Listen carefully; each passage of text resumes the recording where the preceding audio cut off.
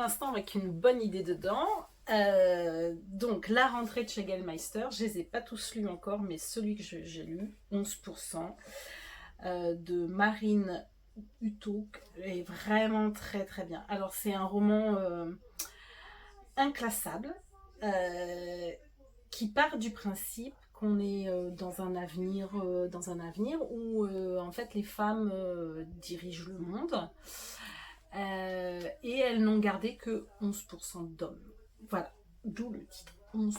Mais en même temps, on est dans le futur, mais en même temps, ça mêle aussi la mythologie, parce que on va être avec Médée qui a des serpents, qui a des pouvoirs par rapport aux serpents. Enfin, on est dans un monde un peu mythologique, où les femmes ont des pouvoirs, elles ont chacune des fonctions, voilà.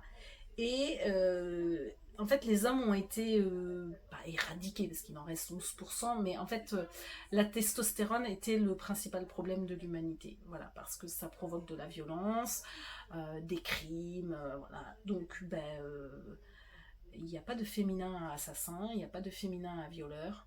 Et bah,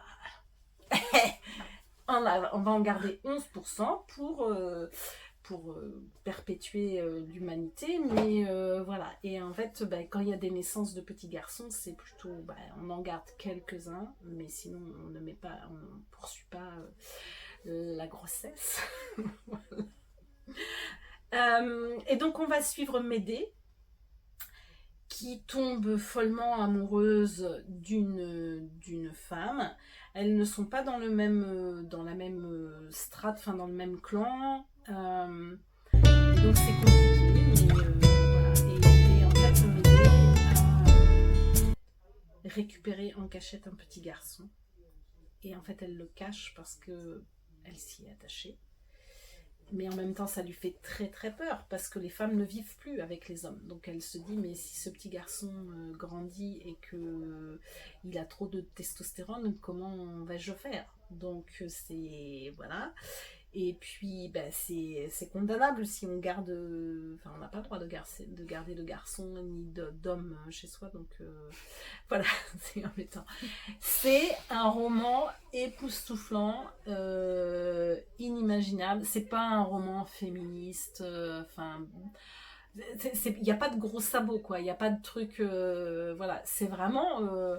Ça pose plein de questions. Il n'y a pas de réponse. Et là, leur société, on se dit bien, non, c'est pas possible. Et on voit bien qu'il y a plein de dysfonctionnements. Ça, on peut pas vivre avec seulement 11% d'hommes sur Terre.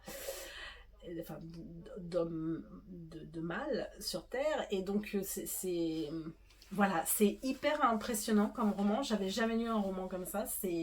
Cette fille, elle a une imagination dingue et c'est vraiment extra. Franchement, moi, je vous le conseille. C'est une expérience de lecture. Donc voilà, et c'est passionnant. Voilà, à bientôt.